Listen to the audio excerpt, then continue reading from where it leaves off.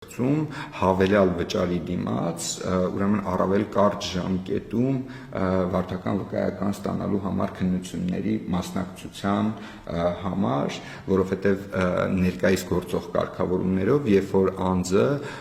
ուրեմն անհաջողությամբ է հանձնում կամ չի հանձնում վարչական վկայական ստանալու համար քննությունները, լինի տեսական թե գործնական, երբ որ առաջի անգամ ուրեմն չի կարողանում հաղթահարել այդ բարիերը,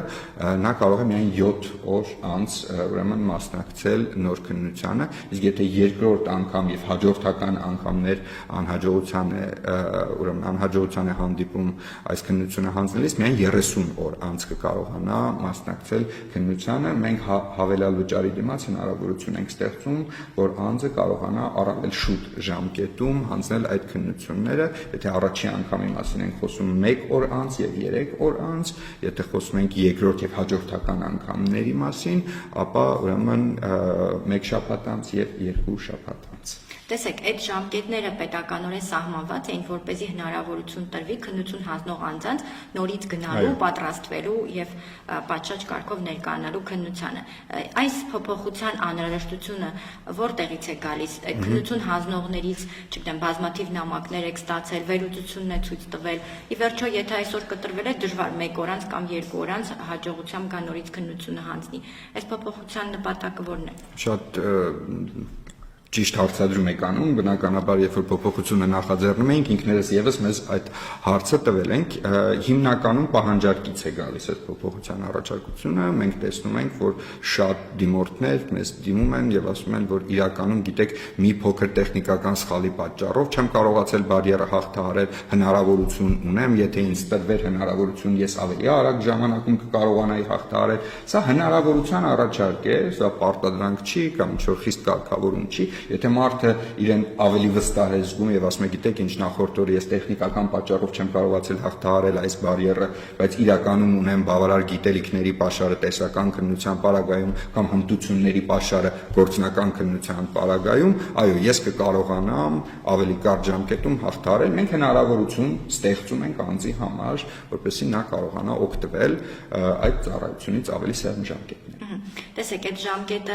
սահմանելուց զատ, որը դրա նպատակն է նաև հնարավորություն տալ վարորդներին, ապագա վարորդներին ավելի լավ պատրաստվելու, դա նաև ուղղված էր հերթերի հնարավոր կարգավորմանը, այսինքն երբ որ քննությունից կտրվողին, չգիտեմ, 7 օր հետո է ժամկետ տրվում կամ 14 օր հետո, մենք հնարավորություն ենք տալիս այն մարդիկ, ովքեր երկարաժամկետ սպասում են։ Հիմա այս գործիքակազմը, որ կյանքի եք կոչելու, հերթերի առումով ինչ եք կանխատեսում։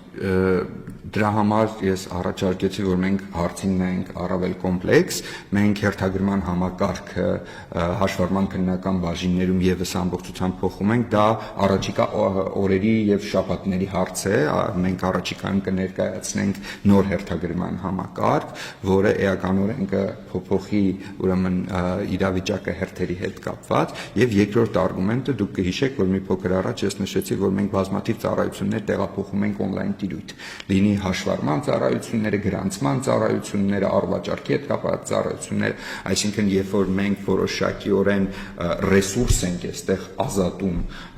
որ այդ գործարքները այլևս անհրաժեշտություն չառաջանա ֆիզիկապես մոտենալ հաշվառման քննական բաժիններ եւ այնտեղ այդ գործարքները կատարել, այլ դա հնարավոր կլինի կատարել on-line տիրույթում, մենք ունենում ենք որոշակի ազատված ռեսուրս, որը մենք կարող ենք առավել արդյունավետորեն կիրառել քննական process-ի ուրեմն կազմակերպման համար։ Դրա համար այս խնդիրները այսպես համալիր մոտեցում ենք ցուցաբերում տվյալ հարցին, բնականաբար մենք տեսնում ենք նաև դինամիկ աճը, ուրեմն ինչպես տրանսպորտային միջոցների մեր երկրում, այնպես էլ վարորդական վկայականների տրամադրման գործընթացի հետ կապված թվերը ուղղակի բավականին մեծ են, անցած տարի 2024 թվականի ընթացքում մենք ունեցել ենք տրանսպորտային միջոցի սեփականության իրավունքի գրանցում 913,000 տրանսպորտային տրանսպորտային միջոց մենք ունենք երկրում, այսինքն Հայաստանում գրանցված եւ հաշվառված տրանսպորտային միջոցները 900,000-ից ուրեմն ավելին են եւ Հայաստանում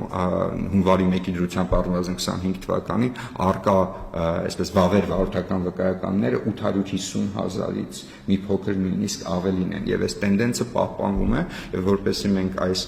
պահանջարկին կարողանանք որոշակիորեն արձագանքել, դրա համար կիրառում ենք թվային գործիքները եւ փորձում ենք դրանք համադրել որոշակի կարգավորումների հետ, որպեսզի կարողանանք ազատել համապատասխան ռեսուրս կիրառելու համար քննական process-ների առավել այսպես արդյունավետ կազմակերպման նպատակով։ Վարորդական քննությունների հետ կապված նշեցիք, որ շուտով գործարկվելու է նոր համակարգ, կխնդրեմ մի փոքր կմանրամասնեք ինչ է դա իրենց ենթադրելու եւ այսօրվա գործիքակազմից բացի ինչ որ նորություններ լինելու են։ Հերթագրման հետ կապված համակարգն է հիմնականում, ինչը բավականին մոտիկ ժամկետում արդեն կգործարկվի, դա մենք այդ համակարգի արդյունավետությունը տեսել ենք նաև անձնագրային համակարգում, այն է կենթանի եւ on-line հերթի այսպես համադրումը, հա, կոմբինացիան եւ երբ որ անձը նախապես ուրեմն on-line գրանցվում է, գալիս է հերթագրվում է, այս կոմպոնենտը հիմա էլ կա, որոշ ժամանակ առաջ ունենք իրավիճակ, երբ որ մեր ծառայողները իրենք էին զանգում եւ կանչում անձին, դա փոխեցինք ուրեմն այս տարվա հունվարի 1-ով արդեն գործում է, որ անձը ինքը կարող է ընտրել իր համար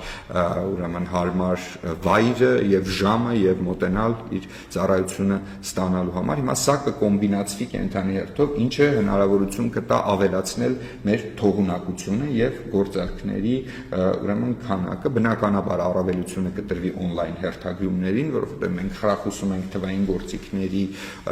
ուրեմն կիրառությունը, սակայն այդ ազատ մնացած ժամանակահատվածը, որտեղ մեր վերլուծությունները ցույց են տալիս, որ on-line հերթագրված անձանց որոշակի տոկոս իրական չի ներկայանում ծառայություն ստանալու համար եւ այդ ժամանակահատվածը կարող է օգտագործվել ֆիզիկական հերթով ուրեմն կոմպենսացնելու համար եւ մենք ունենանք այսպես հիբրիդ հերթագրման համակարգ, կարծում եմ դա մեր թողունակությունը եւս կավելացնի։ Շատ լավ, տրանսպորտային միջոցների օտարման եւ պետական գրանցման հաշվառման գործընթացի մասին մի բան էի ուզում ճշտել, նշեցիք, որ on-line գործիքակազմով հնարավորություն տրվելու այդ ամեն ինչ իրականացնել, ինչ որ պատրաստի ձևաթուղթ է լինելու, որտեղ այդ գործընթացի մասնակիցները լրացնելու են տվյալները, թե հավելյալ իրենք պետք է պատրաստեն այդ փաստաթուղթը, ոնց պիտի լինի։ Նայեք, հիմնական գործընթացը իրականացվելու է on-line միջավայրում, այնտեղ, այսպես ասած, ձևավորվելու է պայմանագիրը, մենք պետք է տեսնենք այդ պայմանագիրը, իրավունքի փոխանցման պայմանագիրը։ Ես հիմա շատ դետալներ չբացեմ, երբ որ գործիքը պարզ կլինի, բոլոր դետալներով կներկայացնենք հանրությանը եւ իրազեկում